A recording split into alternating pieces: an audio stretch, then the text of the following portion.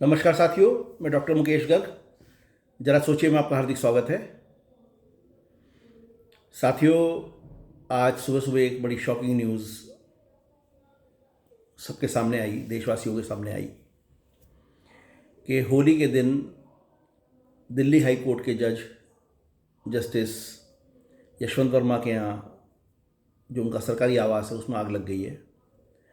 और जो दिल्ली पुलिस उनकी सुरक्षा का व्यवस्था करती है, उसने तुरंत फायर ब्रिगेड को सूचना दी, क्योंकि बताया जाता है कि उस दिन जस्टिस वर्मा और उनकी पत्नी दोनों ही घर पर नहीं थे, घर बंद था।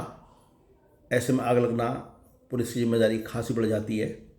और उन्होंने बिना टाइम खोए फायर ब्रिगेड को बुलाया और फायर ब्रिगेड ने आके अपना काम शुरू किया। और जब आग बुझ गई तो उन्होंने घर को अंदर से चेक करा कि आग कहीं घर में बाकी रह तो नहीं रह गई, और उन्होंने अंदर से बैग निकाल कर बाहर फेंकने शुरू करे। जब बैग निकाल कर फेंके गए तो कुछ बैग जो जल गए थे उनमें से नोटों की गड्डियाँ बाहर गिरने लगी। ये सब देखकर जो फायर ब्रिगेड के कर्मचारी थे वो दंग रह गए। उन्होंने बड़े अधिकारियों को सूचित किया, बड़े अधिकारियों ने उनसे बड़े अधिकारियों को सूचित किया, उनसे बड़े अधिकारियों ने उनसे बड़े अधिकारियों को सूचित किया। और बात सुप्रीम कोर्ट के चीफ जस्टिस के पास पहुंची। उन्होंने तुरंत कॉलेजियम को खबर की और कॉलेजियम ने आपात बैठक बुलाई। और आपात बैठक बुलाकर जब उनके समक्ष ये मामला आया तो पता लगा कि लगभग 50 करोड़ की नकदी उन बैगों में से मिली है। अब जस्टिस यशवंत वर्मा चूँकि घर पे नहीं है, दिल्ली में नहीं है, इतनी बड़ी नकदी उनको मिली है तो, और वो दिल्ली हाई कोर्ट के अंदर नंबर 2 पोजीशन में विराजमान थे, और अगले दिल्ली हाई कोर्ट के जस्टिस वही चीफ जस्टिस वही बनने वाले थे, और कॉलेजियम का पार्ट थे वहाँ के, वही नए जजों की नियुक्ति के लिए रिकमेंडेशन करते थे, वही जो है बहुत सारे प्रशासनिक कार्यों को देखते थे। तो सुप्रीम कोर्ट भौचक्का रह गया और उन्होंने उसको इमीडिएटली जो उनका होम कैडर है यूपी, वहाँ ट्रांसफ़र कर दिया। और अब उसके ऊपर जांच प्रारंभ कर दी गई है। और जांच प्रारंभ करने में भी जो हाई कोर्ट के जो इस समय दिल्ली हाई कोर्ट के जो चीफ जस्टिस हैं वो जांच करेंगे इसकी, और जांच कर रहे हैं, बल्कि जांच कर रहे हैं। और जांच करके यदि उनको इसके अंदर सच्चाई मिली तो फिर जस्टिस वर्मा को सामने लाया जाएगा और इम्पीचमेंट का उनके खिलाफ मुकदमा चलाया जाएगा। और इम्पीचमेंट का मुकदमा चलने के बाद उनको जो है जजशिप से हटाया जा सकता है, और उनको जो है जो देश का एंटी करप्शन कानून है उसके तहत उनके खिलाफ कार्रवाई होनी निश्चित है।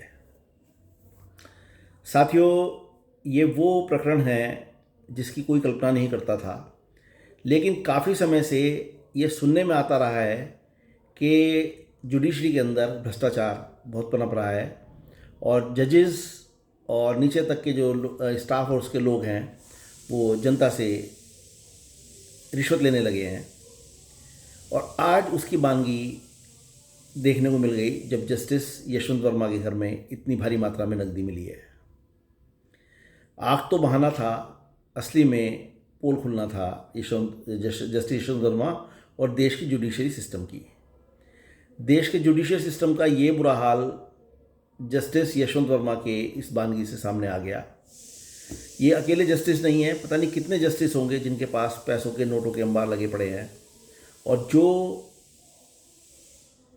जनता से पैसा इकट्ठा करके वसूल करके मतलब वादकारियों से पैसा लेकर, या जिस भी साधन से पैसा ले रहे हैं वो, या जज बनाने के लिए पैसा ले रहे हैं वकीलों से, जो भी वो काम कर रहे हैं, जहाँ भी भ्रष्टाचार वो कर रहे हैं, उस पैसे को वो अपने यहाँ अंबार लगा रहे हैं। ये सिस्टम जो देश का है ये पैरेलल सिस्टम है, और इस पूरे सिस्टम पर सरकार का कोई कंट्रोल नहीं है। कॉलेजियम जो सुप्रीम कोर्ट की कॉलेजियम है उसका कंट्रोल इसके ऊपर है। और कॉलेजियम एक ऐसा कोकस बन चुका है जहाँ पे जज अपने बेटे को ही जज बनाता है वकील से, और वो देश में जो है जज बन जाते हैं और वो जो है न्याय देने लगते हैं। उससे पहले उनका क्या इतिहास रहा है, कैसे रहे हैं वो, क्या उनका वो रहा है, उसके बारे में कहीं कोई कुछ नहीं बताया जाता, ना जनता को उसके बारे में जानकारी होती है। प्रधानमंत्री नरेंद्र मोदी ने 2014 में अपनी सरकार बनाने के बाद इस सिस्टम पर वार करने का प्रयास किया था, और उन्होंने न्यायिक सेवा आयोग के नाम से एक बनाने का प्रयास किया था। उसके अंदर जजेस के लिए एग्ज़ाम की परीक्षा का प्रावधान उन्होंने करने की बात रखी थी और कॉलेजियम को समाप्त करने की बात रखी थी। लेकिन सुप्रीम कोर्ट ने उसको आनन फानन में एक आदेश लाकर रद्द कर दिया और कॉलेजियम सिस्टम को एज इट इज़ बदस्तूर जारी रखा। हालांकि प्रधानमंत्री नरेंद्र मोदी बहुत इसके बारे में सीरियस रहे हैं कि देश का जुडिशरी सिस्टम भी सही होना चाहिए, लेकिन इसमें वो कुछ नहीं कर पा रहे हैं। और सुप्रीम कोर्ट के चीफ जस्टिस जो होते हैं वो कॉलेजियम के मालिक होते हैं, उनके हाथ में सब कुछ होता है, वो कैसे करते हैं, क्या करते हैं, और उसकी वानगी आज देखने को मिल गई है। इससे जनता के अंदर जुडिशरी को लेकर जो विश्वास था उसके अंदर कमी आना तय है। लेकिन इस घटना से ये पोल खुल जाना भी एक बहुत अच्छी बात निकली है। उससे जुडिशरी की भ्रष्टाचार पर लगाम लगेगा, अन्यथा देश का सिस्टम सारा लचर हो जाएगा। जरा सोचिए। साथियों, यदि आपको मेरे विचार उचित लगे तो कृपया मेरे चैनल को लाइक कीजिए, शेयर कीजिए और सब्सक्राइब कीजिए। धन्यवाद।